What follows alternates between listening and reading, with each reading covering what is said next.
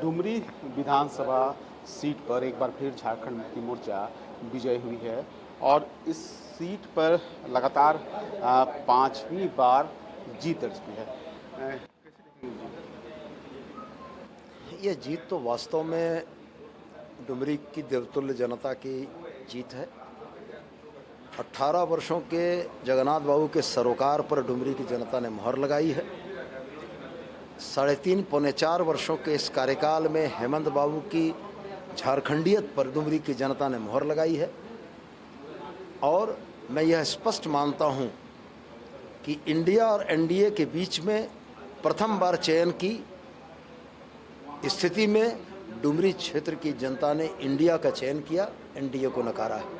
इस चुनाव में ओवैसी काफ़ी हमलावर थे। आपको कहा था कि आपने भेड़िया का संबोधित किया है। अब्दुल मोबिन रिजवी जो एआईएमआईएम के प्रत्याशी थे उनको आपने भेड़िया कहा था, ऐसा क्या है? देखिए, हमलावर वो क्यों थे ये तो मुझको नहीं मालूम, लेकिन शुरुआती दिनों में ही मुझे हम लोगों को यह रुझान समझ में आ गया था कि जनता बाइपोलर पॉलिटिक्स की तरफ चल पड़ी है। अब उसको ये स्पष्ट समझ में आ चुका था कि यह गठबंधनों की लड़ाई है और गठबंधनों की लड़ाई में विचारधारा के हिसाब से किसी एक गठबंधन के साथ आपको जुटना होगा। और डुमरी की जनता ने भी वही निर्णय किया। रह गई बात एमआईएम के मसलों की, तो एमआईएम के मसलों में इतना ही महत्व नहीं कि जनता ने बिल्कुल इस बात को नकार दिया कि सिर्फ जाति धर्म के नाम पर वोट मांगने वाले लोग, वोट काटने वाले लोगों को जनता अब बर्दाश्त नहीं करती है। और रह गया सवाल मेरे बयान का, तो वो बयान पूरी तरीके से देखा जाना चाहिए। हमारी प्रत्याशी के अलावा 5 प्रत्याशी और चुनाव मैदान में थे। मैंने अपने वक्तव्य में कहा था कि भेड़ के खाल में कुछ भेड़िए आपके वोट लूटने के लिए आएंगे। मैंने किसी का नाम नहीं लिया था, लेकिन अगर इसके बाद किसी प्रत्याशी विशेष को इस बात की तकलीफ होती है तो ये उनका विषय है, वो समझे। ये जो चुनाव है, क्या लोकसभा चुनाव का सेमीफाइनल माने से? यह चुनाव इंडिया गठबंधन की बुनियाद है।